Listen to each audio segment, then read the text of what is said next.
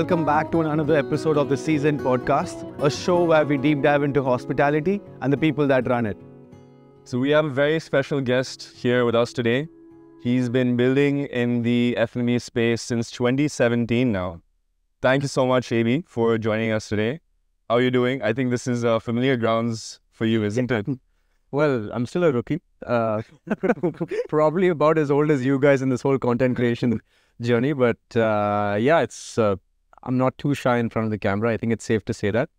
And thanks for having me. Absolutely. I've been watching small clips on your Instagram, and it's quite interesting. So happy to be here. For sure, for sure. So I think for those that don't know you, would love to know a little bit more about you. We can get a little bit into your background, right? How you kind of get started. I think a lot of people know that you're a Bangalore boy, right? So you've lived here for nearly all of your life, right? Yeah, how does the background look like? Yeah, Bangalore boy through and through, up until the age of, I think 17 and a half is when I left the country, went to Lancaster University, did my degree there, worked in London for a couple of years, then came back, did my first startup, worked in the family business. So after about 7 years of work experience, begun my entrepreneurial journey in food. So yeah, that's a very brief. So what caused the switch from chance, your first tech startup, to like F&B completely? It's two different opposite directions, right? So what took the change? Yeah. So since I was in university, I was always very passionate about building something. Didn't really know what it was. I started off doing a lot of music, putting up YouTube videos. You'll still find some of them on my YouTube. I've archived most of the embarrassing ones, but some of the good ones are there. I was always building stuff, getting teams together, getting a band together, part of the entrepreneurial society in university. Always wanted to do something, didn't know what. One point tried to start a t-shirt company that used organic cotton from the fields of Lancaster where we studied. Bad idea, because nobody wants to pay like £45 for a t-shirt in 2007. This was 2007. Wow, that's long back. Yeah. So we were like, okay, this is probably not a great idea. And then that didn't go anywhere. But yeah, throughout the whole process, and also being brought up in the kind of family that I'm fortunate to have, I've seen a lot of entrepreneurial endeavors. My dad has started multiple companies. My uncles are entrepreneurs. It's in the family. Fair enough. So always want to start something, and that's kind of how it all began. So when you came back to Delhi, that is like in 2017, so what did you see that changed everything in the F&B landscape for you? Right. So I came back to Bangalore. I didn't ever live in Delhi, but when I say we, my brother Nikhil and I, we visited Delhi for a friend's wedding. Okay. And while we were in Delhi, one of those wedding after parties, somebody orders pizza. And this was at that crucial moment where my brother and I were both kind of looking for things to do. We didn't necessarily know that it would be in food. My brother was in the automobile industry. He was working with his father-in-law, selling cars, multiple brands. And I was running my family travel business. So it wasn't necessarily food. But food kind of caught our eye as something that has potential. And being privileged and fortunate enough to experience a lot of food in Europe, growing up, doing university there, etc., we were like exposed to lots of different cuisines, pizza being one of them. I mean, which college student doesn't like pizza? Right. So anyway, when we were in Delhi, somebody orders pizza and we're like, what is that? We expected Domino's or Pizza Hut to come through the door, but I opened the door myself. I still remember that moment, and I bring the pizza and I'm like, what is that? Like, I've never seen a box like that. It was this huge 14 or 16-inch big box with this funky packaging, and I was like, what is this pizza? I've never seen anything like this in India. And my friend was like, matter of fact, this is Fat Lulu's, and Fat Lulu's is a brand that still exists today in Delhi. And we were like, what the hell is Fat Lulu's? And you guys don't eat Domino's and stuff? They're like, what are you talking about? Like, before Domino's, we have like 6 options. There's like Tossin, Fat Lulu's, Insta Pizza, A, B, C, D, and then there's Domino's Pizza. And we're like, crazy. Bangalore's like 10 years behind. Why? So then that kind of triggered something, and we were like, hey, let's bring Fat Lulu's to Bangalore. So we tried the whole franchise route, and I'm fortunate and lucky that didn't happen. I'm glad that Dean fell through, because otherwise I would have just been sitting here, maybe not even sitting here. I would have just been a franchise owner of Fat Lulu's and hands off, and probably still running the family travel agency. But because that deal fell through, we ended up starting the pizza bakery, and the rest is history. At that time in Bangalore, were there no other like standalone brands per se that were known for pizza, or how did the competition? Standalone brands that were known for pizza, not too many. Brick Oven was just getting started then. So they, you could say, existed, but it was in a very small avatar, just a small Church Street outlet. So not something that was widely enough known. It was a niche audience, a small little place. But no, there were lots of standalone brands trying to be Domino's and Pizza Hut. I remember there was one place we ordered from in Indiranagar, which is where I grew up and my parents still live there today, called Pizza Stop. Pizza Stop. So Pizza Stop did these thin crust pizzas, and at one point I think they had multiple outlets around the city, but they were trying to just be another fast foody sort of economical, just like cheap, affordable, delivered to your doorstep kind of thing. But you can't, when you're playing that game, you can't compete against the big guys. Correct. No one was really, making pizza the hero, really celebrating pizza the way it was meant to be celebrated by the people of Napoli. No one was doing it to that extent. Toscano, you would know, was doing very good pizza. So I used to order, as growing up, a lot of the thin crust pizza from Toscano. And we used to enjoy that. But that again was pretty limited. The menu was limited, and it was also expensive. So apart from that, there was no standalone pizza brand, I wouldn't say. So when you decide to open it up in Bangalore, like why Indiranagar specifically? That's your first outlet, if I'm not wrong, right? So why Indiranagar? What was the factor behind it? I think at that point, it was a lot easier to pick location because in 2017, there were no suburban sort of micro markets. Today, someone starting out, I kind of empathize with these entrepreneurs because you could argue for any location. Like JP Nagar is a huge F&B hub now, right? Bellandur is an F&B hub. Hennur is a different F&B hub. Like Whitefield is an F&B, like everything is an F&B hub these days. Where do you start? It's very confusing, and then real estate prices, there's an arbitrage depending on where, so you might compromise on CBD to go somewhere else. So it's very confusing. But back then it was very simple. There was CBD and there was Indiranagar. For Western premium, mass premium cuisine, it was, I guess, Whitefield a little bit as well. Very little. Very little. Okay. I mean, really not to the scale of CBD, because UB City was kind of just shining at that point. A lot of brands were doing really well. Sanchez had just begun his parties. Shiro was active. Lots of stuff happening. The brunches started coming in. Those were the years, right? So CBD was a throbbing hub. Toast and Tonic was just about booming at that point. And so CBD and Indiranagar had a lot of new entrants too, like Hangover, Nevermind, all the VRO stuff. So they kind of created that buzz around that street. So we saw some potential there. It was kind of obvious. And we were like, okay, let's not compromise. And, the rents were always going to be a question. So if we can get a good deal and if everything was in our favor, where would we go? And that we narrowed it down from Indiranagar to Indiranagar 12th Main. Wow. And that's where we began. And now it's kind of popping. The entire 12th Main Street is like a... Yeah. Like to take some credit for that. Because, I mean, it's great. It's great for the industries. We want our neighbors to succeed. 100%. Because if people start closing down around us, it becomes that sort of lull, dead sort of mood, and it impacts our footfalls as well.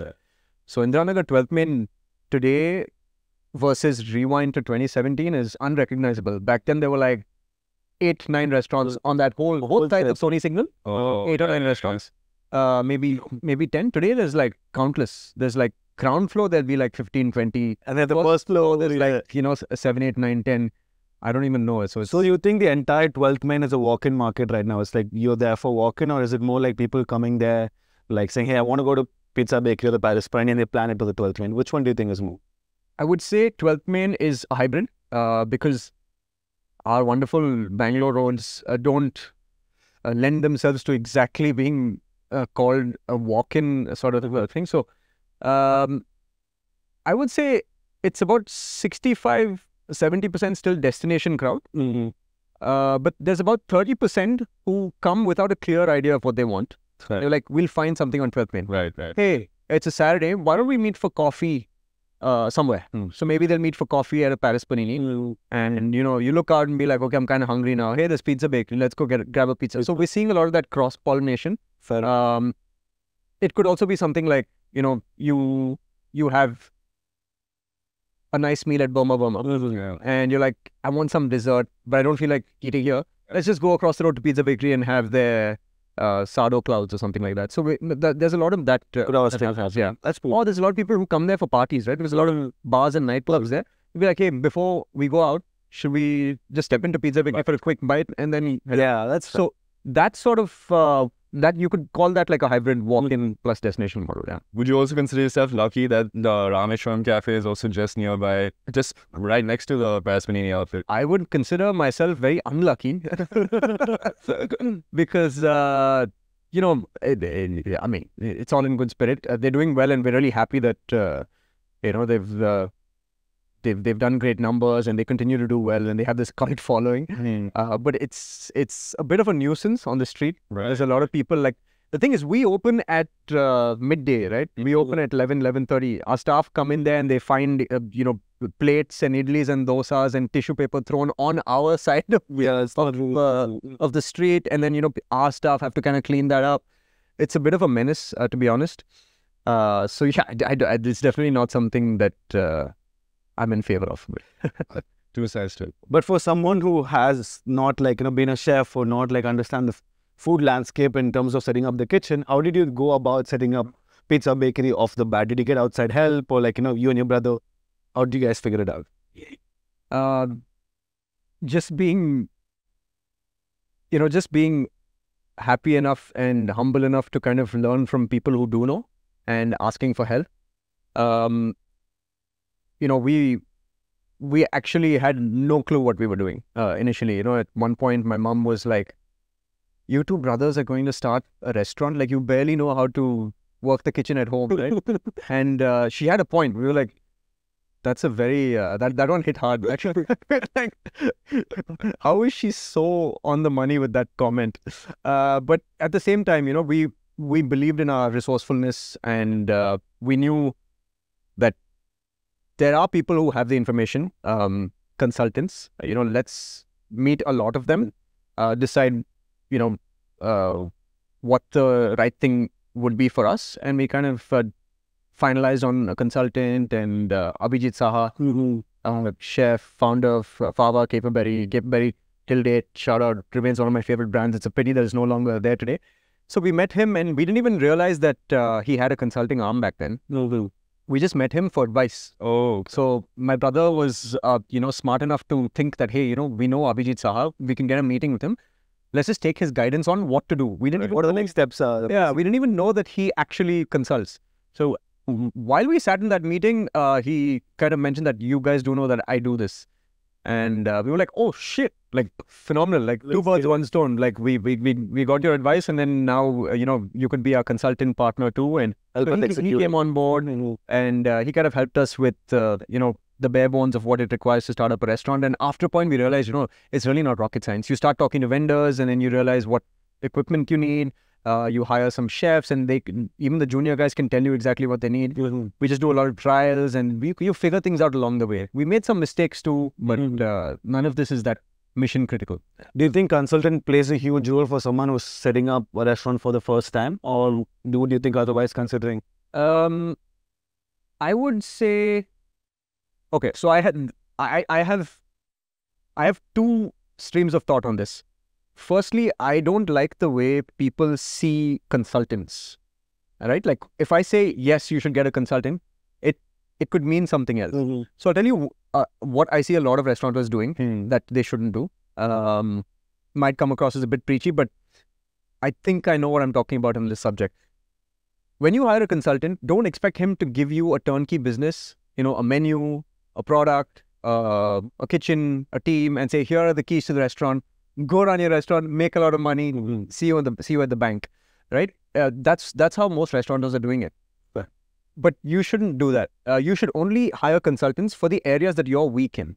Okay. Your understanding of the market has to be you. You don't need a consultant for that. Fair. Because if he knew what to do, he'd probably be running the company himself. He would set it up himself. Exactly. Your menu mix, you have to decide. you have to decide what you would eat, or rather what your cohort, your friends, your second degree connections would pay for. You have to decide that. That's where intuition comes in. That's where intelligence comes in. That's where exposure comes in, right? No consultant can help you with that. Number 3, I would say real estate. Like, consultants want to get the job done. Right. They want you to find a place. They want you to kit it out. They want a 3-month contract. They want their fees and they want to say goodbye, right? So then it's not in their interest to be about real estate. Like, we are super, as a brand, my brother and I, we are extremely about real estate. Like, that location on 12th Main, if we didn't start there, there's no concrete evidence to support why that wasn't one of the main reasons why Pizza Victory is now scaled to as many outlets, and why we overtook, pretty much every other pizza. So location plays a huge role. Location plays a huge role, but we were extremely specific on 12th Main, and within 12th Main, we wanted a certain kind of place. We wanted it to be quaint. Now, these things the consultant is not going to get into because he has multiple clients and he needs to churn them out. Fair enough, right? So having said that, do hire a consultant for the areas that you absolutely know nothing about, where intuition doesn't play a role. Like, for example, setting up your kitchen. Like, if you don't know the difference between a 4-burner, 6-burner, whether you should have undercounters with a drawer or a flat cupboard. Customization. Exactly. Do you need a plancha? Do you need a 4-feet one, a 6-feet one? Do you need an ice machine? Do you Whatever oven. don't need an ice machine. Who's going to build your oven? Those things are very technical. So hire someone who can at least give you a start. And after that, you can even take your own common sense decisions. Don't just absorb what they say and don't just look at the BOQ and sign off on it. Go through every detail. And they're not always right either. That's also, So we didn't just take what we got from our consultant. We assessed it for what it was, used our common sense, filtered it out, and took decisions on our own. Some of them were right, some of them were wrong, but we learned a lot. So follow-on question, a lot of people from the industry would say that if you haven't, had experience in whether it's the kitchen or in the business, in the sector at all, it's not advisable to build a brand or to start something new, right? So what do you have to say to that? I would disagree. I have to disagree, considering I am an example of not knowing anything about a kitchen. Both co-founders, in this case my brother and I, we did not know anything about setting up a kitchen, running a kitchen, cooking, nothing. We just knew what we wanted. We were very clear on that and we didn't compromise on that. So yeah, don't look at that as a barrier to entry. If you are very clear on what you want, I think everything else will fall into place. So you mentioned that location plays a huge role when it comes to setting up a restaurant, right? So do you think new restaurateurs should pay a premium to get the prime locations? Is that justified right now, considering the boom's happening? That's a tricky question. See, there's premium rents and then there's premium rents. That's the problem right now. And in 2017, when we started, Bangalore's commercial real estate market wasn't as overpriced as it is now, especially on major high streets like we see in Indiranagar, Central Bangalore, Museum Road, Church Street, MD Road. It's really, really expensive now. But the good news is, like I said earlier, there's a lot of suburbs that have opened up. Sanjay Nagar is a micro market. JP Nagar is a micro market. The real estate isn't as killing as Indiranagar. Indiranagar, MG Road, right? So, you need to be on a high street. That is one thing that you cannot compromise on. You need to try and get ground floor visibility or rooftop visibility, because Bangalore, for its wonderful weather most of the year, still is a very popular rooftop destination. So you need to get some sort of rooftop destination. Do not cram yourself within first and second floors, because most first floor, second floor brands end up dying. You'll see that across the industry. Just assess any brand that's kind of in a first or second floor, and they probably... Is it a visibility issue? First and second floor there's two issues. One could be visibility. The other is just that there's only so much you can do with the space. Like with the ground floor, you can have a little outdoor seating that's very inviting. Like a terrace. Yeah, people can see straight through, so that makes it more inviting. So Bangalore is still a very sort of low-lying place. It's not like Mumbai with like skyscrapers everywhere. So people just generally gravitate towards the ground floor. Secondly, first floor restaurants end up being like these boxes in all the new commercial buildings. They have no character. Correct. All right. With the ground floor, you can still create some sort of entry, porch, etc., etc. So first floor just ends up being a matchbox, and then your interiors, you can only do so much in one angle. Rooftops, on the other hand, you can do a lot. Like our Indiranagar location, our first location, was a first floor and a rooftop. So that rooftop changed the game for us. Because people just loved sitting under that terracotta roof. We had that huge Mona Lisa mural. People didn't feel like they were sitting on a busy main road. They felt like they were sitting in this old thatched roof house. So that really that kind of played the big role. Cool. So one thing that stood out for us when we did a research was that we realized that you had expanded to Colombo, Sri Lanka, and that kind of was surprising. So what was your thought process behind it, and why? How did you go about setting it up? Wasn't thinking much. No, so it was so my brother and we have this habit of looking 1 or 2 years ahead, and we saw our trajectory being opening 2 or 3 outlets in Bangalore, because we had no idea Bangalore would be a deep enough market in the pizza sector to be able to open 13, 14 locations. It's still, even though we're there today, it's still kind of mind-boggling how much pizza people eat here. So we thought we'll open a few here, and then after that we'll have to start looking at Hyderabad, Chennai, the usual routine that restaurants do as they scale. But this Colombo opportunity came up, and we were like, damn, neither of us feel like visiting Chennai and Hyderabad. And Colombo's a short flight away. It's an hour and 10 minutes. I think it takes longer to fly to Hyderabad. So like, in some sense, it's actually more efficient. And the flight tickets were priced at around the same. So we're like, why not open in Colombo? That'd be so cool. So it was like a semi-business and semi-lifestyle decision. We both loved the idea of, owning something there, and such a beautiful island, beautiful people, enjoyed the whole process, and it runs till date. It's still profitable and making money.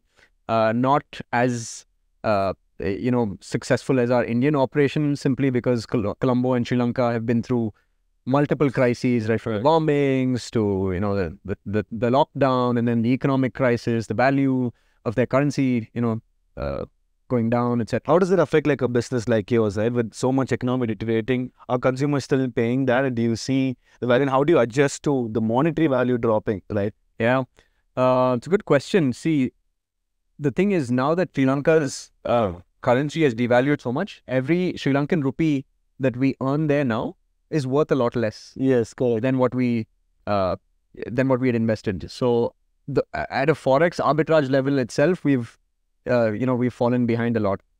Secondly, there's hyperinflation there. So ingredient expenses have shot through the roof.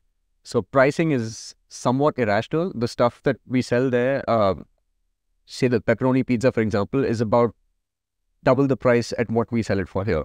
Maybe 1.6, 1.7x the price of what we sell it for here.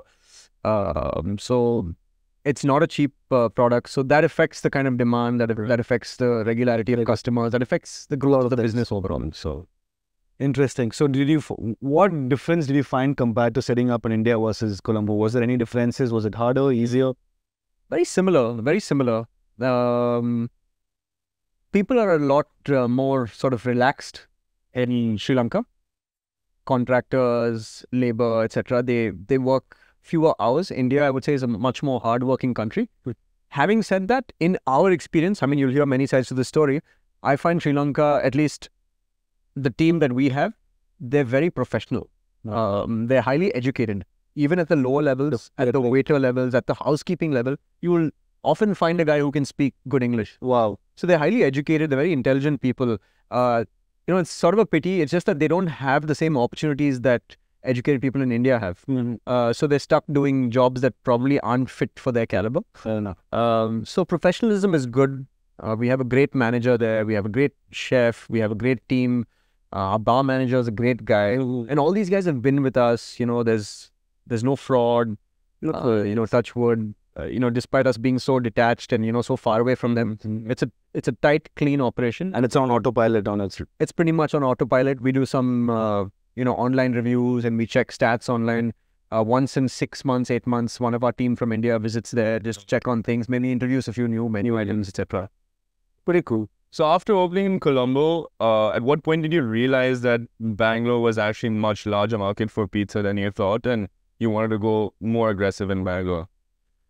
So about the same time as the worst possible thing could happen to Sri Lanka, which was the COVID lockdown. Yeah. Because that's a country dependent on tourism, right? It's like it's all they live on. They live and breathe tourism and spending by the foreign currency coming in. So that was the worst time for our Sri Lankan business, and ironically the best time for our Indian business, because people were locked down. What are you going to order? You're going to order two things: biryani and pizza. And pizza, according to Swiggy and Zomato data, is the #2 most ordered item in the country. After biryani? After biryani. After biryani. And so we were lucky enough to kind of be able to ride that wave, because delivery suddenly became 100% of the market, right? So nobody could go out. And we kind of discovered this hidden potential of pizza at that point. And we were like, wow. So COVID was the best time for the company. That's when we started exploring cloud kitchens. That's when we started delivering to apartments. You know, we hired these lorries, and you know, I went driving behind the lorries to make sure that he went to the right place with a mask on. You know, meeting residents who all came out with their masks on, handing them bags. You know, because Swiggy and Zomato couldn't cater to all these places, so these were apartment communities in the outskirts. And that's when we kind of realized that, damn, there's a lot of demand coming from these micro markets. So Pizza Bakery isn't just a CBD Indiranagar and you know, it's just not just a posh market. People want us in Hennur. People want us in as far as Yelahanka. People want us in as far down south as Kanakpura. So we need to kind of expand fast, and that gave us that validation to do so. But did you build your business in an online format, knowing that food delivery was going to be the chunk of your revenue in those years? Not at all. You know, when we started, I think it was 6 months till we got on Swiggy and Zomato. For the first 6 months, we didn't even do that. Okay. Because we were like, nah, this is not pizza, the kind of pizza that people are going to appreciate when they get in a box, because it's sourdough, it kind of gets a bit stretchy. It's not the best experience. I think delivery pizza is still going to be Domino's. We'll focus on this dine-in segment. Fast forward to today, everything we do is with a delivery first mindset. Of course, dine-in is still 50% of our business, so we still give that a lot of focus, and that leads to more delivery business because people experience it, then they go back home and then they keep ordering. So for your brand, the retention is like after like they come in for dine-in. Yes, I would say there's retention even on delivery. Like even if you experienced our brand on delivery for the first time, there is still retention. If you like the product, you'll keep ordering. But the retention, and this is again purely my intuition, there's no data to really support this, but just based on what my understanding of the market is and my understanding of our product is, if you experience Pizza Bakery or this sort of pizza in the environment that we serve it in, fresh, hot, out of the oven, you are way more likely to keep ordering it when you go back home. It's the entire experience, and yeah, because then you know where it's coming from. There's a visual, there's a sensory, you know, perception of where this pizza has come from, how it's been made. It's not just some commercial cloud kitchen that's dishing out these pizzas. You know, there is some character to the brand. There's some feel to the brand. It's authentic. It's not just, you know, a logo on an app. If you had to name one USP for your product, Pizza Bakery's product, compared to the others in market? I would say we have a hero product, which is the stuffed garlic bread. So that is something that a lot of people have tried to copy. A couple of well-known brands who I won't name right now have literally identically, you know, word for word copied our stuffed garlic bread. Have you tried them? Have you tasted them?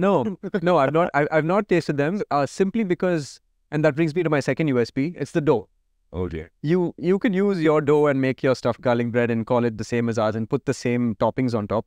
But the dough is a secret of ours. I would say our dough is our single biggest USP, because that's what makes the stuffed garlic bread taste as good as it does. That's what makes our margarita taste as authentic as it does. That's kind of the base for all the other toppings. That it acts as the best possible vehicle. So that's our USP, and that's a secret that we hope to hold close to us. There you go.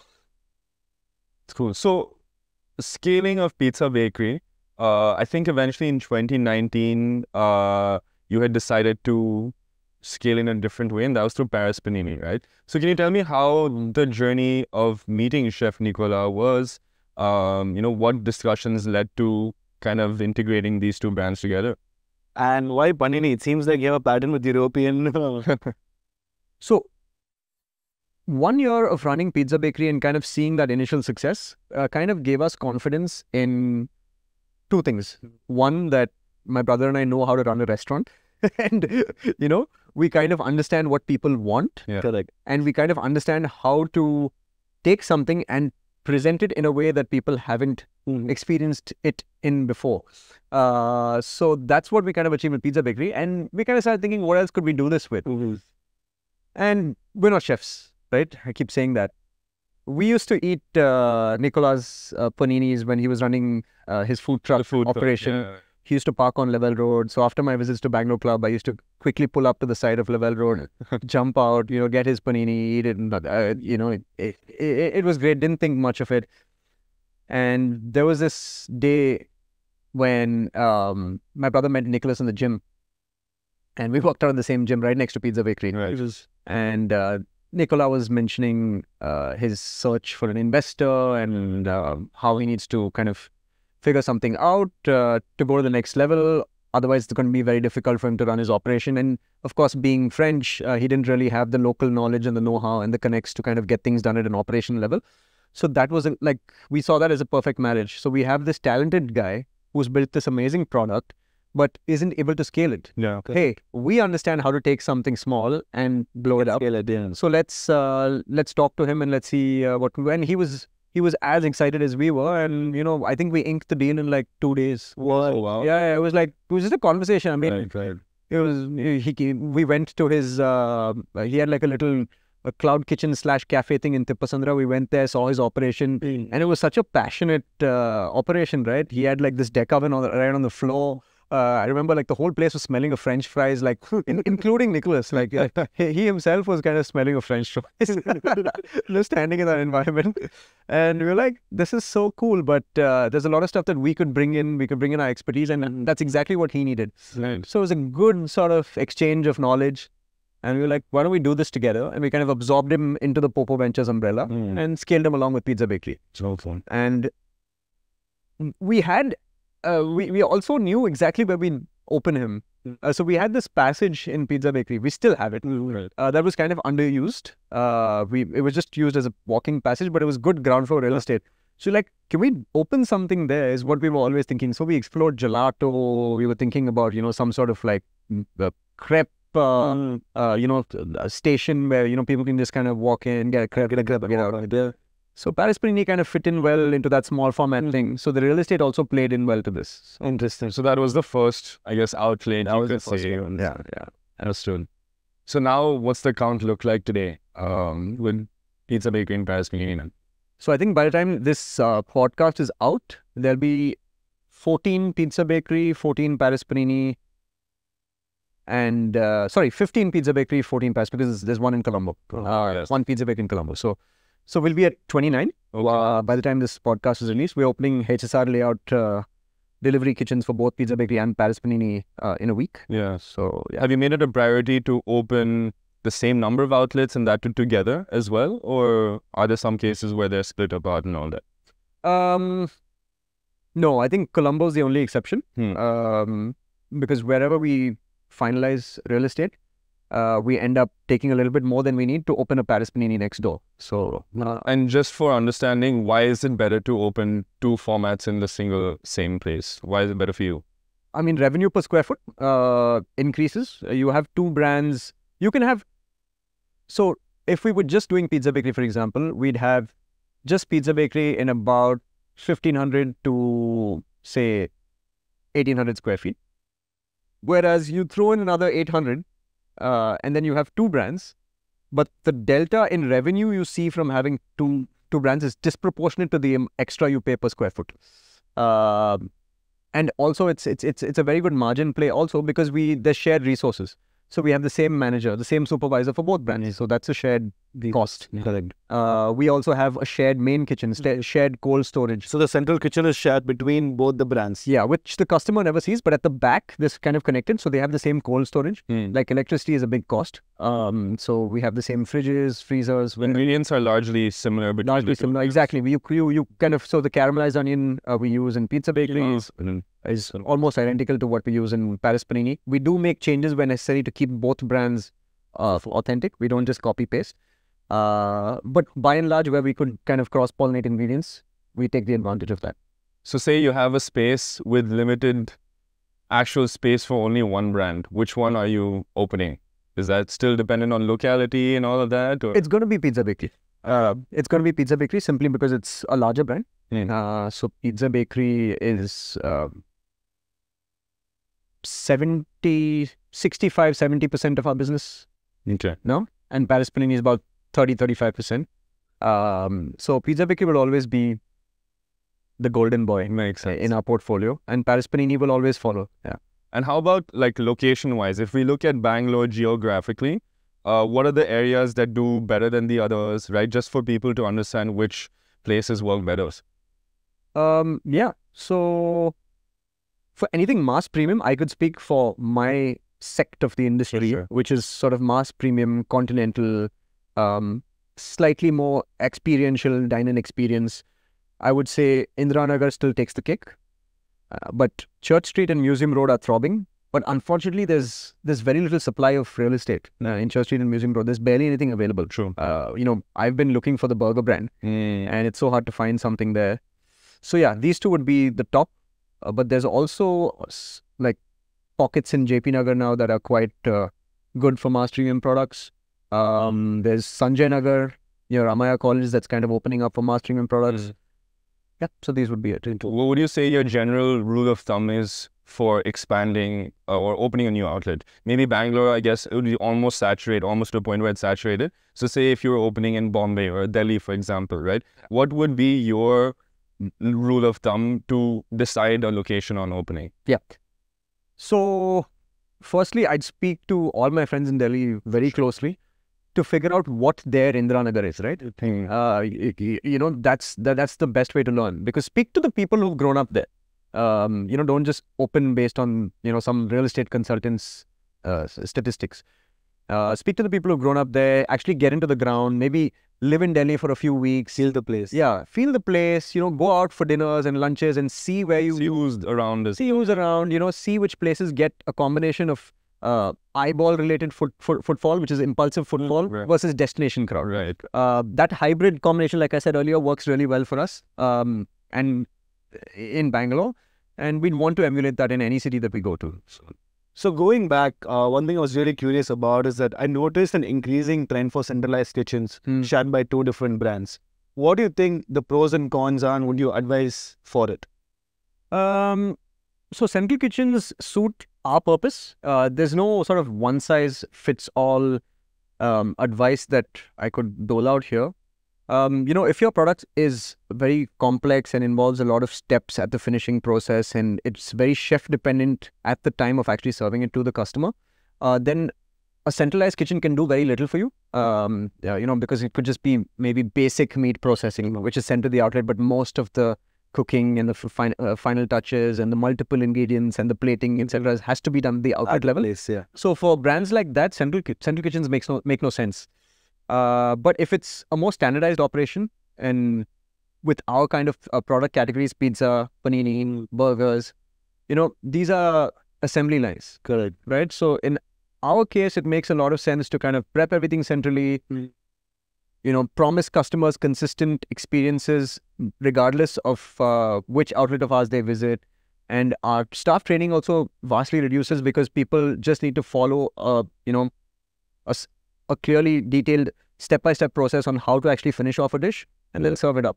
Most of the hard work's actually done in the central kitchen. The flavors are added there. So if you're in a product category if you're in a product category that lends itself to assembly line sort of processes, the central kitchen operation makes sense. Makes sense. Quite interesting. Because, we see, for example, Domino's. Right now, Domino's and Popeyes are going to come right next to each other as they expand, because a lot of QSR models are happening with the central kitchen. So, your takeaway is a product-centric dish or a product-centric restaurant can be centralized with the kitchen and then add multiple brands to it. Absolutely. Absolutely.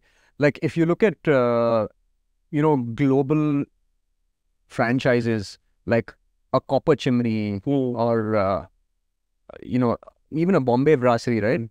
Or a Noma, or any of these sorts of brands that have multiple outlets across the world and sometimes multiple outlets in the same city, you notice that they're not big on central kitchens. Correct.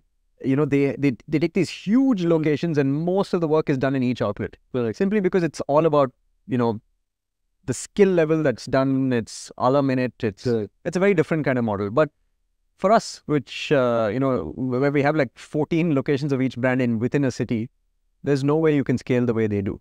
So I'll have to centralize. It doesn't make sense to have like 14 different, 15 different. No, it's a waste of resources. It's laborious training. You're just asking for inconsistency. There are some brands that I won't name that they've actually scaled almost as much as us. Mm-hmm. But I recently found out, because we hired a few people from their team, that they actually don't have a central kitchen for a lot of their ingredients. Like their dips and stuff, each outlet makes their own dip. How's the consistency? And it's not. It's actually not consistent, because I've experienced that with this brand, because whenever we kind of order for ourselves, maybe this tastes different from last time. Maybe the batch at Central Kitchen was wrong or something. But then I realized that each outlet's making their own recipes. So yeah. One of the things that surprised me recently was Haagen-Dazs. So we recently started working with them, and I'd found out that they get all of their ice cream from France, and that applies to all of the outlets in the world. Yeah. So all that supply chain also must be extremely tight on that end, but it just goes to show that there's no compromise on quality in some places. Yeah. Like even Meghna's, right, for someone who scale that much, they also focus on centralized kitchens to actually distribute the product across Bangalore. Yeah. Something we can take from there. Yeah, absolutely. Haagen-Dazs is a great example of globalized central kitchens, right? Like that is, wow. That's a heck of an achievement. Going back to a point you mentioned previously, that in Pizza Bakery, one thing that helped retain your customers was them seeing how the pizza was made, smell it and serve it hot. Do you think you learned an insight from that to introduce it into Paris Pannini? The entire thing about live kitchen, how did you go about it? Yeah. And, I think this was just an intuitive understanding that Nikhil and I had. It was just very obvious to us that we wanted a live kitchen. And I think it was born out of the fact that that's what we wanted as customers. There wasn't some sort of science to it and be like, oh, let's introduce live. There wasn't like that could do well. We didn't think much. We were like, yeah, it's a pizza place. Let's have these two ovens in the middle of the restaurant. It just came naturally. And we built these two ovens in the middle of the restaurant, and then everybody started liking it and taking photos and then carrying their kids over to kind of see how the dough stretched. And it became such a showcase. It was like a performance. It was like a symphony. And, people just loved that. And I think that just became ingrained into us, because whatever we did after that point was stay true to the fact that people like to eat and experience food with all their senses, not just their palate, right? Yeah. You want to see how your food's being made. You want to smell it. When you walk into Pizza Bakery, you kind of smell that freshly baked dough. That's a big deal. We don't give enough value to those things, but people like that. I think another outlet that does that well is Pizza for Peace. Have you had the chance to go there? Great. A great restaurant, great space. They have I think 24 outlets in Vietnam. Yeah. It's a Vietnam-based brand. Exactly. So they know what they're doing, and and they're a slightly older company than us. So I'm glad that we're doing something right. Yeah, I see a lot of common things about productification, about keeping pizza as the hero with them and you as well. Exactly. So live kitchens clearly work. Yeah. So to answer your question, we incorporated the same sort of thing, and it came naturally. Not like, oh, we did this pizza baking, that's also. It just came naturally. Yeah, obviously you want to see how your sandwiches are. It became a no-brainer. It became a no-brainer, right? Like, just keep the sandwich assembly line outside. Let people see it. It's cool. And there's some activity in the kitchen. And this is not a bar where there's anything else to look at. There's no lights and sounds and loud music. There's no drinks being served in most of our outlets. Alcoholic drinks, of course.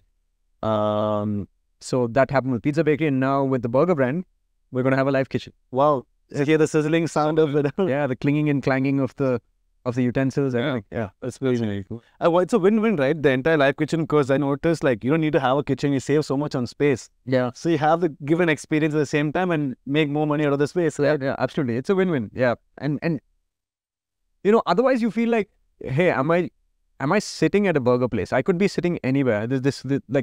We don't want people to feel like they're sitting at some sort of cafe. This is a burger experience that we're trying to bring in Bangalore. And this is not just another sandwich experience. This is Paris Pannini. You can see how our sandwich experts are making each panini, how they're toasting it, how they're pressing it, how they're filling it, how they're packaging it, and then handing it to you. There's something nice about that. On that note, training would be a huge thing, because live kitchen is forefront of the customers. Yeah. So the experience, the hygiene, the training of it, how do you go about it? Because now your waiters, your servers, your cook, like everything happens at one time. So how do you go about it? What happens there? Yeah, that's a good point. That's the price you pay because your staff have to be trained to follow proper etiquette. You have to be wearing your, your safety hairnets, and you have to be properly groomed. You can't have like dirty hands just doing things normally like you could get away with inside at the back of a main kitchen. So there's a lot of training. There's a lot of etiquette training that we go through. There's a lot of standardizing. There's a lot of hygiene that we need to follow because, like you said, it's visible to everyone. Yeah. So that's something we've put a lot of focus into.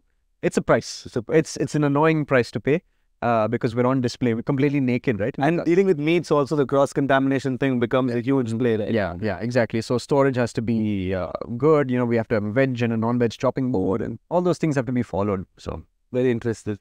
For a shared outlet space, because you were just mentioning about the burger project coming in, sharing that space in three, do you think you'll ever get to a point where a customer feels that it's a bit too much, that they see no differentiation between the three brands and it's all under a same main theme of cuisine, I guess?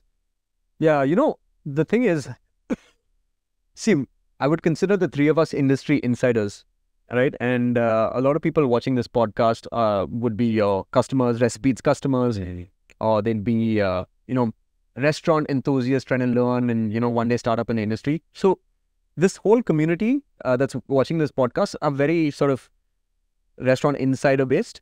But most people, I mean, you just walk out on the street and you ask someone, walking into conservatory or courtyard, do they know that Pizza Bakery and Paris Pannini is run by the same company? You wouldn't know. Most of the time. You wouldn't know.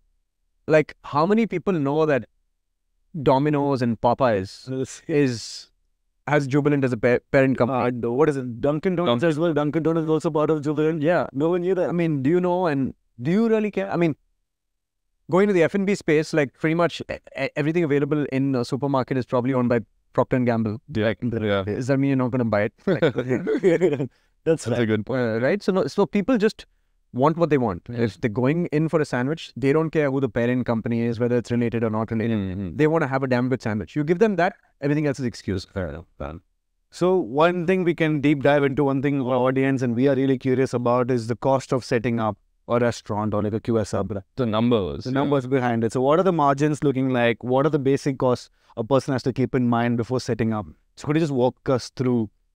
For a QSR? For a QSR or not a product-specific restaurant? Okay. So our specialty is in casual dining. So I'll speak for that. Paris Pannini also, we like to think of it as a casual dining brand. It's not really a QSR model, so I'll speak for that.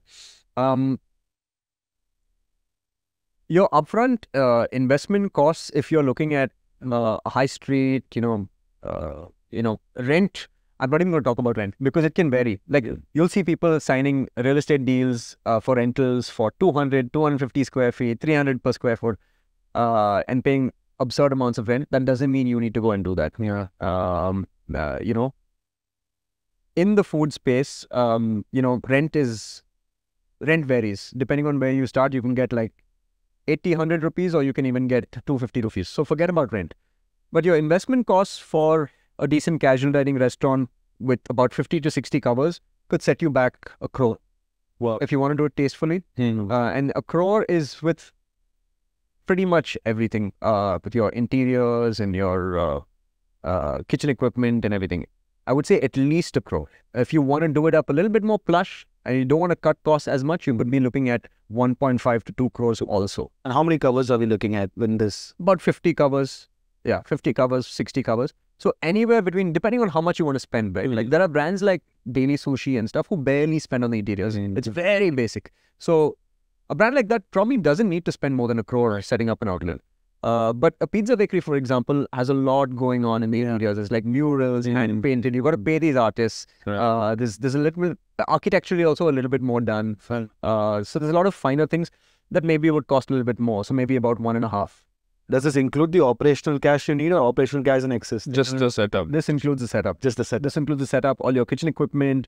This would include your rental. Furniture and all. Yeah, and depending, it could even include your rental deposit depending on what rent you've signed up, your furniture, your architect's fee, your interior designer's fee, all the basic things that you need, your cutlery, crockery, side stations, utensils, everything that you need could be done with 1.5 crores, I would say. And what can an investor or like a restaurateur expect a break-even period? Like if the restaurant's working well with a 40-50 cover, how does the break-even work and when do they see profitability? Varies wildly.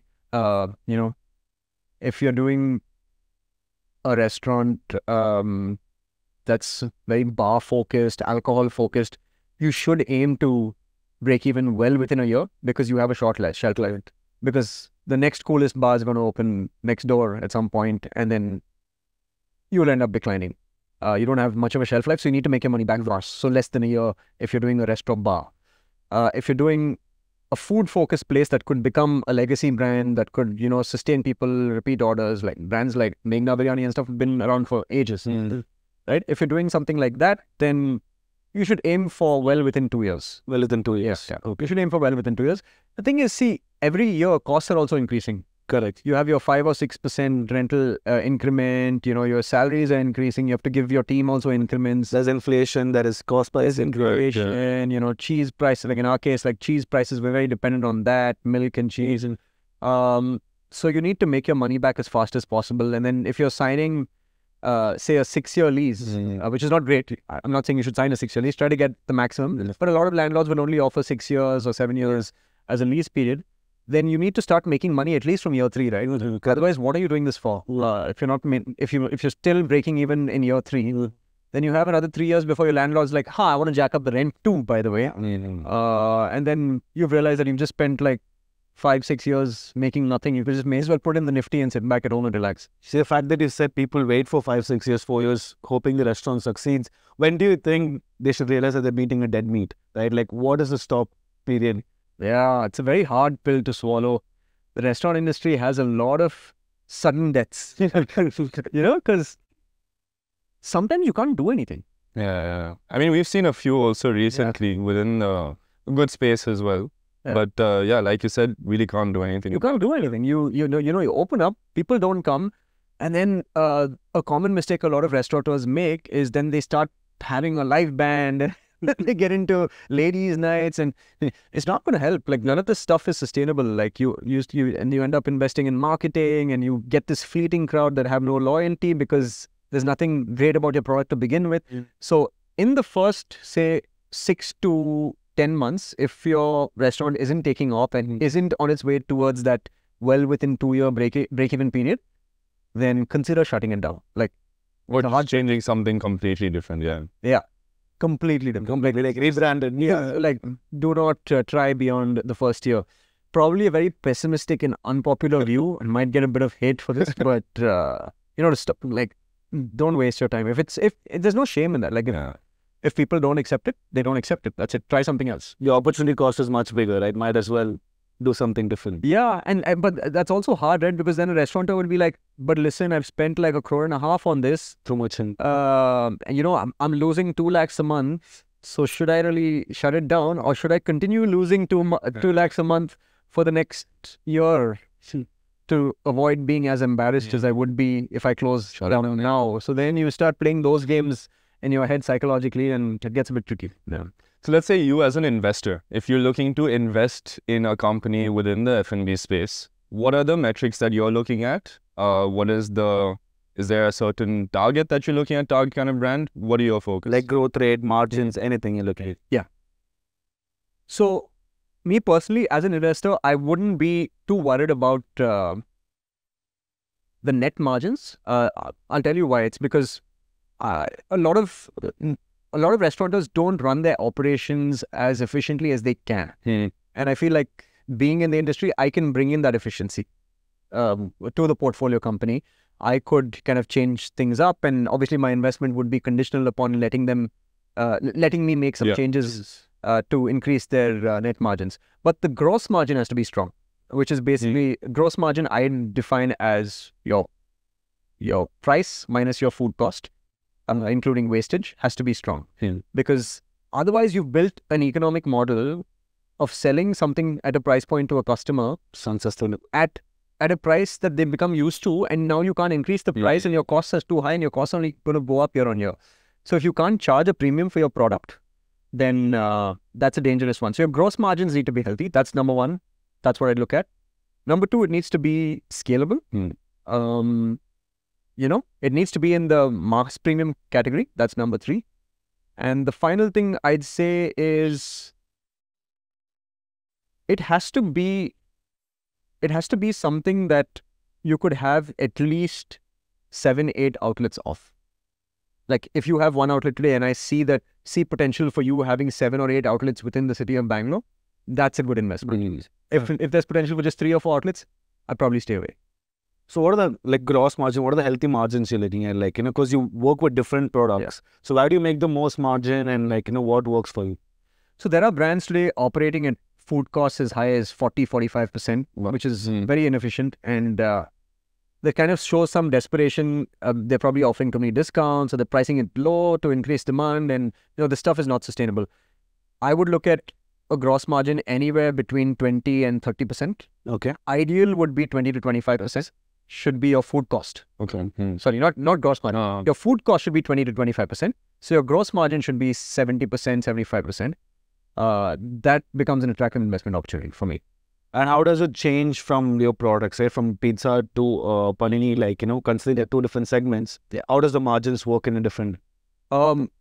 Not very differently. Our food cost in both brands is similar. It's within the same percentage, well below 30%. Okay. So that's kind of 30% is our scenic. That's the max you guys have. Anytime we kind of see any specific item, like any specific menu item. For example, now chocolate prices have gone through the roof, right? So some of our chocolate items have shot through well past 30. It's like 34, 35, 36%. What do you do then? Do you increase the price? Exactly. So now we have a decision to make. Like, do we take these off the menu for now, or do we kind of pass on the burden to the customer? Or do we bite the bullet on that and just wait for this lull period to kind of sort itself out? It's a problem, but we need to address it. We're not going to be happy with it permanently being at 35, 36%. Do we reduce the size of the portion and keep the price the same? That's another thing that we can do. So we're working on figuring it out. See, one thing that actually stands out for me is that the productized restaurants, and you talk about evolution of customers, right? They change from year to year. Their preferences are changing. Their spending habits are changing. How does a business focus on one specific product adapt to that, right? Because that becomes hard. Because if you have a variety, now you can add things, remove things. But now you're known as the Paris Pannini, you're known as the pizza bakery. How do you keep up with the evolution of the customers? So people have been eating panini for how many years? How many 100 years? Couple 200. So humans evolve, but not that much. McDonald's has been selling a Big Mac for how many years? Have they really messed with the recipe? I don't think so. So the thing with food is that there is some level of perpetuity to it. Like if you create something that's within people's culture, then you have a forever product. Yes. Like that, forever product. Yeah, I should use that in my coin the term, right? Yeah, so build forever products. Forever products are something. And I keep going back to this example of Corner House, like even when we were speaking earlier, right? Yeah. That damn hot chocolate fudge. What you speak to the founder, the owner of Corner House, and ask him about evolution of. He'd be like, bro, I've been putting the same chocolate sauce on the same vanilla ice cream for 25 years. Your parents used to come to me when they were college students, and now you are, and your children will. Right? So there's no evolution there. So if you're in a category that's always been there, and you're just doing it better than your competition, you don't need to worry about evolution. In fact, to your point of, how do you then add, how do you then evolve, how do you change? I would say the evolution is backwards for us. Interesting. Yeah. So, in a lot of our menus now, in both brands, Pizza Bakery and Paris Pannini, we're looking to see where we can cut back. Yeah. We're like, let's focus, because 20% of the products are doing 80% of the sales. Do we really need that salted caramel biscuit milkshake on the menu? Nobody cares. Remove it. Because if you're stocking salted caramel just for that, it's not an efficient use of resources. There'll be a lot of wastage. There'll be spoilage. You're probably not turning around the stock fast enough. There's a lot of other concerns that start. People aren't trained enough to know what it is even, because you hire a new guy, he's probably not taken an order for that item in like a month. And when a customer says it, he'll be like, what is that? do we even have that? Yeah. That's the last thing you want. So keep your menu simple. And that is like, less is more. Less is more. Less is more. Yes. Do you think that's a general thing across most outlets, that 20% of the products make 80% of the thing? At least for forever product areas like that? Absolutely. Yeah. Yeah. For forever product restaurants, yes. For experiential kind of restaurant bar, It's a little stuff like spread that, out. Yeah. it's very spread out because they themselves don't know what their 20% is because they keep changing the menu because otherwise people get bored. And one interesting thing I noticed is I'm a huge fan of the French vanilla biscuit you guys sell, right? You kind of productize it in a way that it's almost like a D2C brand now, right? I can buy certain things from your Paris Pannini brand, and same thing applies to other pizza places where I could buy the burrata separately. You see that's an increasing trend coming up, like that a lot of restaurants can now productize certain of the things and start selling it direct to customer. Yeah, yeah. That is definitely something that I would encourage every homegrown brand to do because it brings that sense of authenticity. Now a customer knows that, hey, Pizza Bakery is selling their pesto jar. They're obviously making it in-house. They're not buying it from a supermarket or a wholesaler, putting it into a jar and selling it, right? Like, so you know that. So this brand stands for freshness. They stand for ingredients in your kitchen that you can use day to day. So it's a small psychological shift, and they start associating you with being a gourmet brand, which is what you want when you're premium, because then people pay more. So I would say it adds to your experience and it adds to your customer demand and loyalty. Being a restaurateur, I wouldn't approach it as, hey, let's become this FMCG giant now and start stocking our products in supermarket shelves. No, it's just a little vitamin that you add to. So it's a rather experiential thing than an average order value play. Yeah. It's not. It's not. We don't do it for the revenue. We don't do it for the money. We don't do it for the money. We do it for the character and purpose. Yeah, I think some brands have done like insanely well in the D2C segment. Like for example, Burma. Yeah, I know that they have a huge range of different products, and they're making a good chunk of the revenue just comes from these products alone.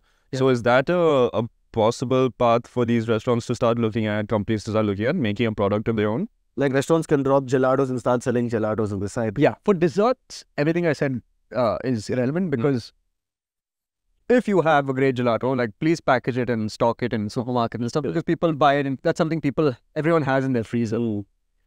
But if you're just an ingredient and you're a premium ingredient, it's FMCG is such a high volume game. Yeah. And supermarkets and big basket Amazon, they take such high margins off the chest. It's a whole different ball game. You need to have a whole team for that. Yeah. So don't distract yourself with all those things. Don't justify your lack of sales in your restaurant to think that, hey, but this has potential. Do one. Like it's hard enough to build success in one thing, let alone D2C and restaurants. So completely different. Moving forward, right? Cloud kitchens have been the hottest topic since COVID, right? So what's your take on cloud kitchen, and like, does it work? Does it not work? Because there's a lot of mixed opinions. Yeah. Cloud kitchens, man. I've spoken about cloud kitchens in my videos, the Burger Project videos, which you'll find on YouTube. Again, this is a two-pronged discussion. Now, a lot of restaurant entrepreneurs or restaurant businessmen who've been around the industry have started using cloud kitchens as a vehicle to expand fast. Low cost, fast expansion, conquer the market.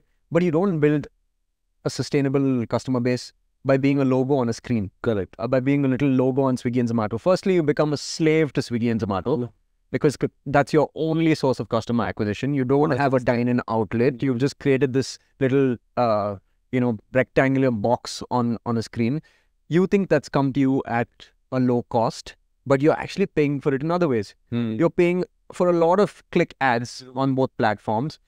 You're paying for customer discovery by doing all sorts of desperate marketing on Instagram and Facebook and wherever else, maybe even YouTube. And you're trying to suck demand, right? It's very hard to sort of get demand that way and keep demand. Whereas you spend, I would argue, like half that money, open a restaurant on a high street or any street, like open a restaurant, and those few people that come to your restaurant, even if it's not super successful, will talk about your brand, right? More than they'll talk about if they saw you on an app. They'll talk about, I went to this place, it smells so nice, the lights were beautiful, you should check out the interiors, the food smelled so good when we walked in, we had a great time there, the music was, there's so many, what do you talk about? What do you talk about when you meet your friends on the weekend? Places I visited, which came up. You talk about travel, you talk about food. What else is there to talk about? Yeah. I mean, okay, if you're a restaurant business enthusiast, maybe you'll talk a little bit about business. But culturally, everybody talks about travel and food. Yeah. right? And no one's going to talk about, hey, there was this, there was this brand that I discovered on Swiggy, and it's so cool. Like, we should all Swiggy it sometime. Like, maybe you might just say, hey, yeah, I had this good burger from this brand. Like, I found them on Swiggy, and maybe that'll travel too, but it won't travel as much as a dining experience. So one common conversation I always have with Adrian is that restaurateurs tend to spend somewhere between 25 to 30% on customer discovery and almost nothing on customer retention. Do you think that's going to change, and what's your take on that? So, again, it really depends on your success level. It's unfortunately that brutal. Not to toot my own horn, but in the first, say, year of Pizza Bakery's existence, I can't remember. We didn't spend anything on customer acquisition. Yeah, we did the basic, PR activity. Instagram. And everybody does. Instagram page. Instagram page barely cost anything. I was posting myself. Right. It was free to open an account. I was posting myself. At that point, I don't even think you could boost posts. I don't know what it was like in 2017. Yeah. But we weren't spending money on Instagram. It was just a page we were posting content. All our marketing was word of mouth, which cost us a big zero. Like there was no customer acquisition cost, so to speak. Our costs were in all the other things, like the rent we were paying, the salaries, the uniforms, the cutlery, the crockery, the equipment's malfunctioning, the maintenance. Running a restaurant is like running a little city, right? But plumbing, electricity, like you have to become an expert in every area of construction, customer service, like hiring, people management, emotional management, like all that stuff was where we spent our time and money on. Marketing did itself. Yeah. So that worked. That really worked. After a point, we started spending a little bit on, advertising on Instagram and stuff like that, just for the sake of doing it. Till date, we don't know what our ROI is because nobody didn't judge that. Sure, yeah. We got like better produced sort of reels of pizza because, Instagram became the new Zomato, right? People started looking up brands on Instagram to see what the food's like. So we wanted it to look really good. So then we started spending on a proper agency. Then we started boosting posts, which we still do today, but it's still very, very negligible compared to our turnover. It's you can't even call it a percentage. We barely spend anything on that sort of customer acquisition. Having said that, on Swiggy and Zomato, because right now we are focused on mindshare, customer mindshare, and we have the pockets to do it because our operational is profitable. Our operations are profitable. We kind of spend a good amount on clicks and ads and things like that, because when people search for pizza, we want to show up. Sure, 100%. Right? So we do that. But again, that is not like a huge percentage. It's definitely not 25%. So I don't know which side of the argument you're on, but it's... My personal take is like... We're talking single-digit percentages. Yeah. So my personal say is like focus on customer retention more, because within a 5 or 10 kilometer radius, how big the market can really be. Yeah. Right? So what I said was about customer acquisition. Now, customer retention is what? Customer retention is loyalty program. Correct. And actually having a good grievance and redressal sort of system where, people sometimes write reviews. I've been ordering from your place since 2018 or whatever. I was so disappointed with my order this time, I'm really upset. Make sure you have a system in place and your team addresses them, gives them, a little freebie, that customer recovery and not losing a single customer, you have to spend some money on. So yeah, that way I would argue that, our operations team, that way I would argue that our operations team and our internal grievance redressal team, our customer recovery team, we spend more on that than the marketing and acquisition. Than the marketing, yeah. If you leave Swiggy and Zomato clicks and stuff aside, we barely spend anything on Instagram. It's peanuts. Yeah, that's the best strategy, honestly. Like the more customers retain word of mouth, then your product has to market itself, and that's a boon in this industry. Right. Like if you have a good product, and because our lifestyle indicates that we talk about travel and food, word of mouth is king. It's so underrated. People say this, but they don't understand how useful and impactful that message is. Word of mouth is so crucial that if you get your product right, people will talk about it, and you just don't need to spend a single rupee on anything else. So absolutely. So that's how we've run, and that's how we hope to continue to run. Even with the burger brand, hopefully it'll just speak for itself. 100%. adding on to your point saying Instagram has become a new way for audiences to discover restaurants. Recently, I've seen a lot of content from your end and you've taken the content creator route. So what's about the personal branding and why now? Right. So business can be very boring, Yeah. and I hate a boring entrepreneur. Like, it doesn't need to be all serious, all buttoned up, sitting around inside, having serious discussions. You can make business fun. And I feel like in the last 6-7 years, Nikhil and I have learned a thing or two about the restaurant space that is actually worth sharing. I feel like I have some value to add. And with my earnestness for and with my interest in performing and with my knowledge gained through the last 7 years of being in F&B, I feel like why not club it together and show people how a brand is built? Because now I feel like I have the competence and hence the confidence to actually do this. And eventually, if that spins off into building a strong personal brand, that's a great asset these days, right? Because tomorrow, if let's just say I have 1 million followers and I start a taco brand, Distribution. I have a testing audience of 1 million people waiting to try my tacos. And we were talking about customer acquisition, right? Like that would have been acquired over the past 2 years. And from day one, there'll be a line outside the outlet. Or even if I decide to do something else in life, it doesn't have to be F&B. If I want to do a D2C brand or a product-based, an actual FMCG brand, It builds the foundation for anything that you do. Yeah, following on social media these days is worth more than money in the bank. Because you can do a lot with that. Yeah. So can you tell us? So can you tell us more about the burger project? That's a series that Ram and I have been keeping up with. Why did you decide to cover it and publish it online for others to see? And what's your vision for the project? Yep. So both of us, Nikhil and I, we've been thinking about what to do after Pizza Bakery and Paris Pannini.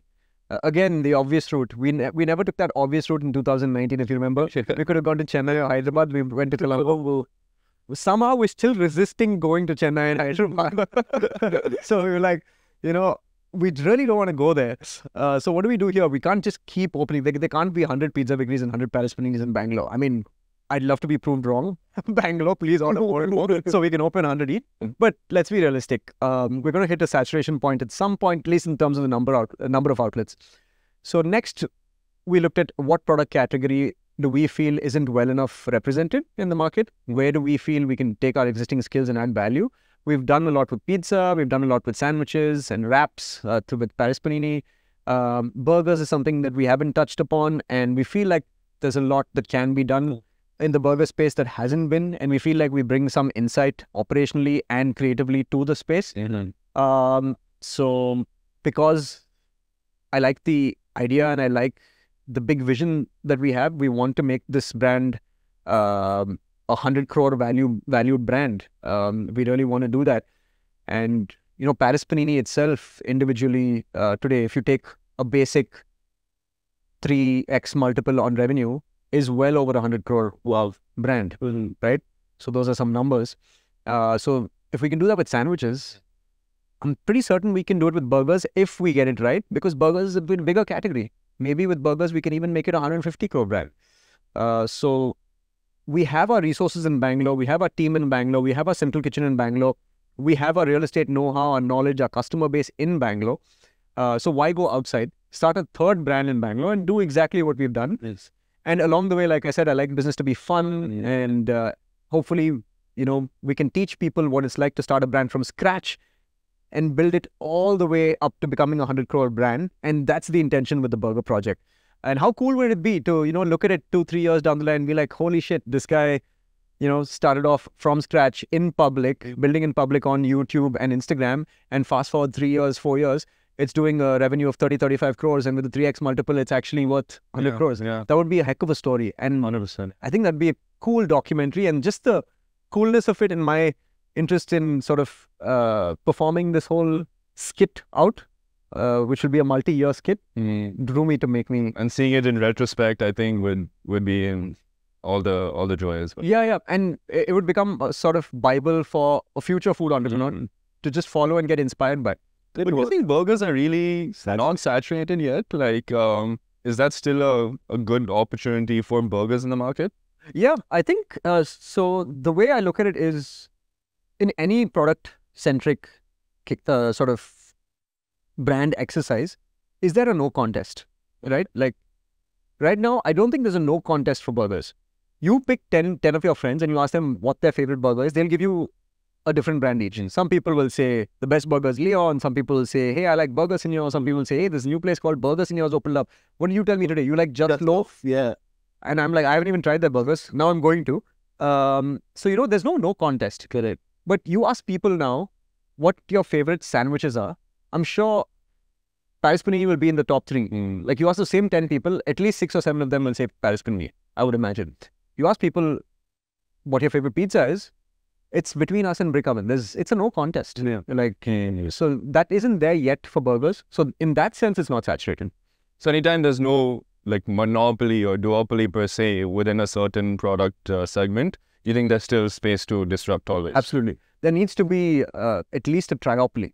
And I feel like in burgers, there isn't even a triopoly right now. You know, because I talk to my friends and each one names some random brand that, you know, I've not heard of that's in Kamanhalli, or there's some other brand in JP Nagar, or something in Koramangala like you named. And I'm like, wow, there's a lot of dissonance when it comes to burgers. There's no, hey, if you want premium burgers, this is the place. And also, no one's focused on smash burgers the way it is supposed to be. Smash burgers deserve. You know, smash burgers, like LA style smash burgers, like if you look abroad, Skinny Louie, Mayad smash burgers, all these brands have built experiences around just that, smash burgers. So that's sort of picking up in the West. So I feel like it's a matter of time before people start doing it in India. So that's going to be our main focus. It's going to be smash burgers. Interesting. So it's not just something I've actually said publicly. But smash burgers are usually done with like red meat, right? It's usually done with some other being for like a lamb patty. And India is not a huge consumer, although they export so much, not a huge consumer of this type of meat. So how are you trying to replicate that with like a veg or a chicken smash? Yeah, man. You know, next time we do a trial, come over. I want you to try our chicken smash burger. It's incredibly good. So we do it with a smoky chipotle sauce. It's so good. Like, I couldn't believe it was chicken. I couldn't imagine a chicken smash burger right now as well, right? Me neither, right? But we were like, hey, let's just try this. Yeah. And you know, the secret's in the patty, the mince, and how you kind of you build it with ingredients to kind of make it give you that kind of red meat flavor, but it's not actually red meat, it's chicken. It's quite amazing what you can do. You could even do a smashed potato patty, like a roasty kind of thing. So you can do stuff with veg. We've tried a smashed turnip patty, turnip and carrot sort of patty. You can do some stuff, even with veg. But of course, the focus for smash is going to be on buff, lamb. And now that we figured out this chicken recipe, we're going to do a lot of chicken smash patties that I really think will be super popular, and that's something completely untouched. Yeah. I don't think there's a single brand in the city doing good chicken smash. Yeah. Well, there's no chicken smash. Yeah, how does that even? Yeah, I've seen 1 or 2, but they're not actually smashed. So for burgers, let's get into like a little bit of burger science here. So many different permutation combinations, what you could kind of end up with. But what are some pairings that you know for sure work? Right, that you see in the classic smashed burger, for example. What's something that wouldn't fail, in your opinion?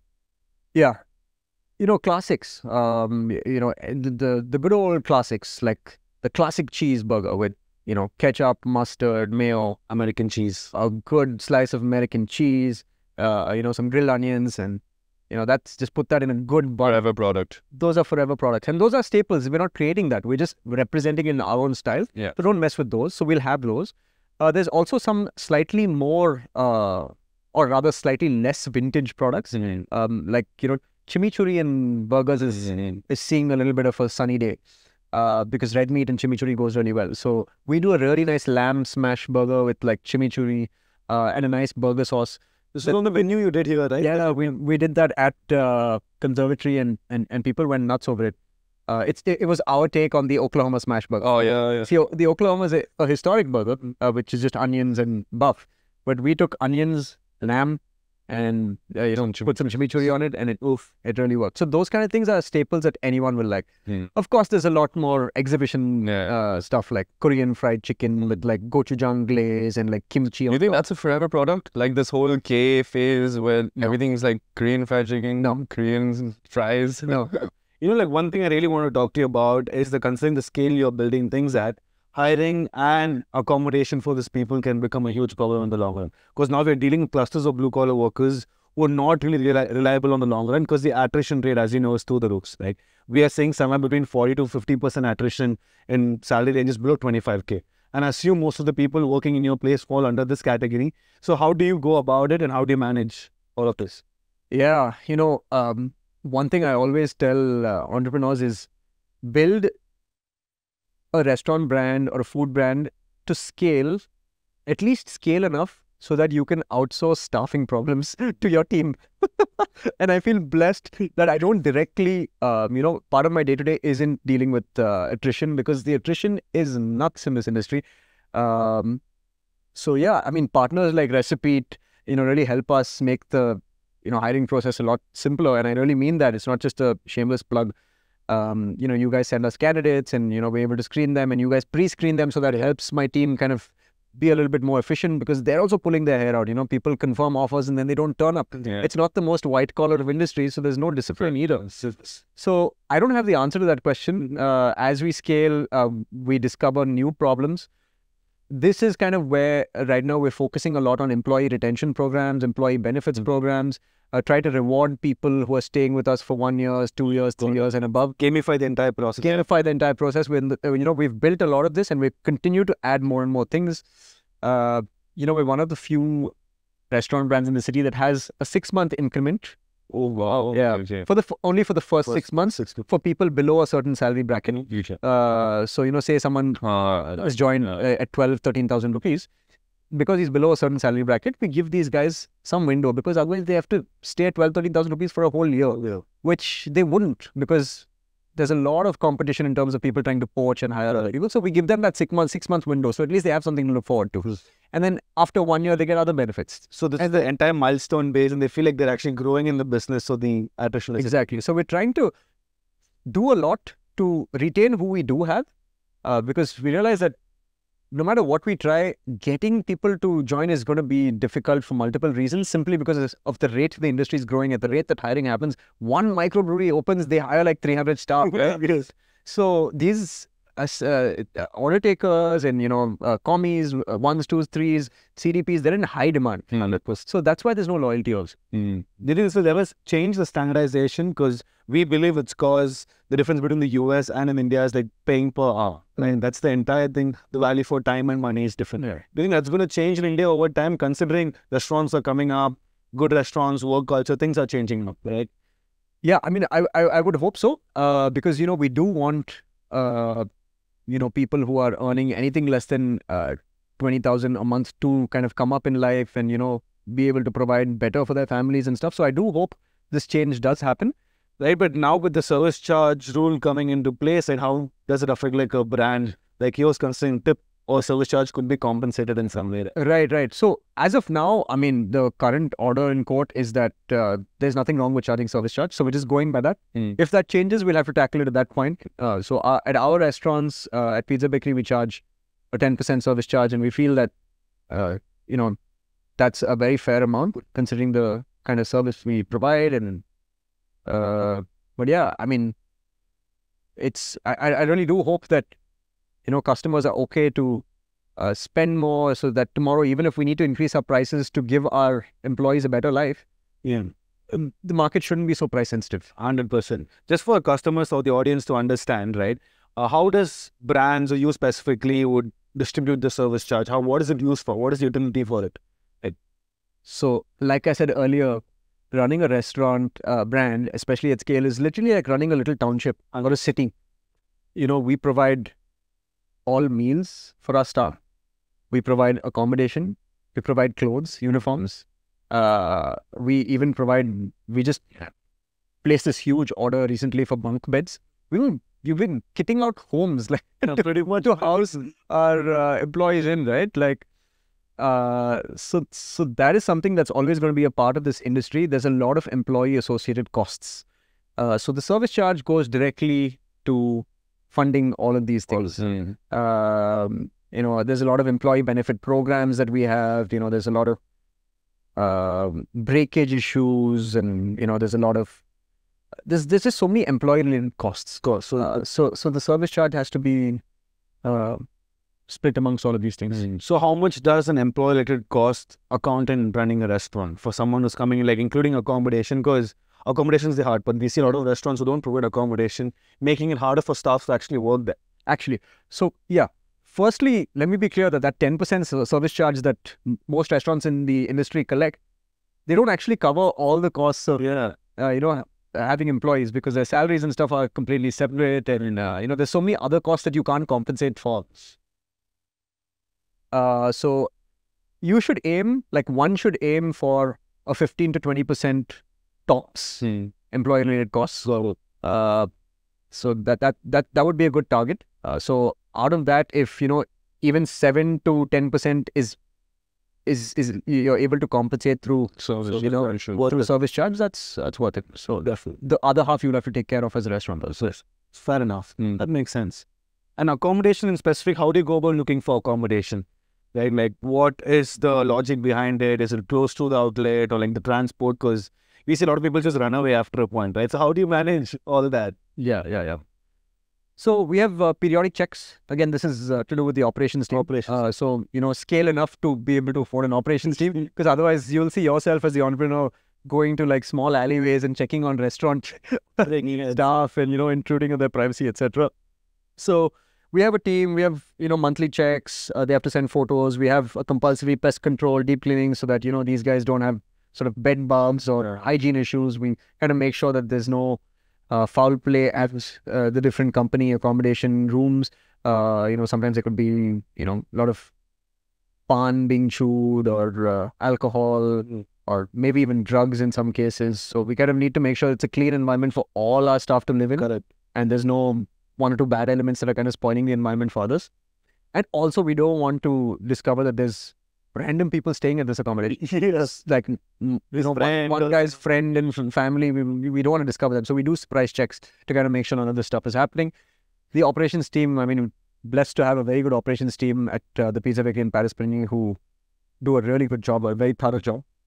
Very nice. So AB, 29 outlets today, including Colombo. And what does the future look like for you? Are you kind of bullish on pushing South India a little bit more, or are you gonna look at North? How does the future? Or even international, considering or even international, given there's one in Sri Lanka already. Yeah. So when you say future, like mentally, because this industry is it keeps surprising us every 6 months with what's possible. Like I said, the positive things that are possible. I don't like to look more than 1-2 years ahead. So right now, my personal focus and about 50-60% of my time is going into the burger brand. So we're going to launch this burger brand and hopefully scale it to multiple outlets. Like if I want to visualize what I'd want to see 2 years, 3 years from now, I'd like to see at least 4 or 5 outlets of our smash burger restaurants making the rounds in Bangalore, people talking about it as the best smash burgers in the city. So tunnel vision on that. So for those watching, is there an expected timeline you have for that when you're looking to open? Find me real estate, and we will open 3 months from the day that I find that real estate. I've been looking for real estate for the last month, but to no avail. And one thing we don't compromise on, like I said earlier, is location. Because location is king, and again, that can't be said enough times. It's so important. So we don't want to shoot ourselves in the foot just in the name of urgency. Is there a cover size you're looking at? Do you have a target cover? Yeah. Maybe we'll do like a 50-seater, 60-seater. Depending on the kind of space that we have. But yeah, it could even be 40. So anywhere between 40 and 65. Yeah. Anything specific about the space that you're looking, because it's going to be, because you know what the product is going to be? Not first floor, not second floor. Yeah. Ground floor for sure, guys. Or rooftop. Or an open kind of first floor. Anything of that sort. Something with character. We want to have a live kitchen, like I said. We want people to experience burgers with all their senses. Definitely. We want people to associate us as the brand that's ended the conversation on the best smash burgers in the city. So yeah. So AB, how we usually like to conclude our episode is by finishing off with a little rapid fire. So we're going to shoot a few questions at you. Give us your responses. We'd love to see where your head's at. Yeah. Awesome. So to kick off the rapid fire, the first question you would like it to be is, what's your go-to dish to order in one of your outlets? Pizza bakery would be the stuffed garlic bread with pepperoni. Paris Pannini would be the new panini we just launched. It's become my favorite. It's called the Mathieu. I hope I said that right. No, you said it pretty spot on. Honestly. Mathieu, yeah. Nicola's been like, everyone's like Matthew. So like the Mathieu, it's a French dip panini, so we give it with this homemade gravy. You kind of dunk the panini. So you guys should try that. It's really good. Okay, nice. So while we're talking about your brands, if there was to be any risk of downfall or a threat, what would that possible factor be? A global cheese shortage. Imagine that. They'll only be selling marinaras. They'll be like, screw this brand. Both pizza bakery and Paris. Yeah, we're so cheese-centered. I mean, right? cheeseless pizzas are also a thing. I've started seeing it like not really a famous thing. Yeah, but we'd probably shrink to half the size overnight. So please don't make me think about that. Yeah. The next question would be, knowing that you're a Bangalore boy, what's your favorite go-to spot for a date in the town? Toast and tonic. Toast and tonic? Best date spot ever. Yeah. Cool. And if there's any old Bangalore place that you went to as a kid or something, what place would you like to revive? Casa Piccola. Yeah, you guys are too young to even know. I think I'm lost. Am I that old? No, I've heard of that. Ridiculous. So, Casa Piccola used to be at Devta Plaza in the basement. And after school, my mom and dad would take us there, and they had this marble cake with like chocolate sauce poured on top and, vanilla ice cream. It was so good. And just overall, the vibes at Casa Piccola were just nostalgic. Great. So, AB, what's one thing that a lot of people don't know about you, but you'd like them to?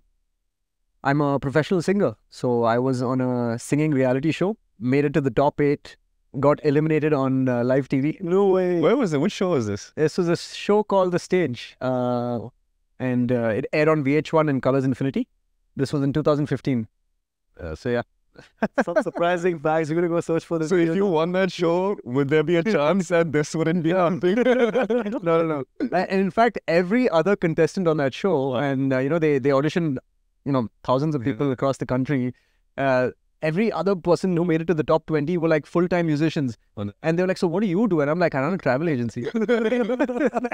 And so I was like, and my heart was always set on entrepreneurialism. Yeah. So I enjoy the performing aspect of it. And like I said earlier, so I enjoy singing for that reason, but I don't like sitting in a studio, scratching tunes and stuff. Like, that's not me. So I like doing it for the fun of it. Sounds damn fun. Lovely. I mean, thanks so much, AB. It was a great chat. Loved having you on board. For those watching, please check out AB on YouTube. He has a pretty sick burger project series that he's continuing forward with that we'd like to see more of. And waiting for that trials day as well. We're the first ones to come. Yeah. You're going to try our smash burger, the chicken smash. I'm a huge fan. I'm going to try it out. And for those of you who want a solution for your hiring problems in the industry, this might be a little bit of a shameless plug, but Recipe is your go-to brand. Thank you. Thank you for joining us today and really appreciate your time. Looking forward to catching you. Thanks for having me. Thank you.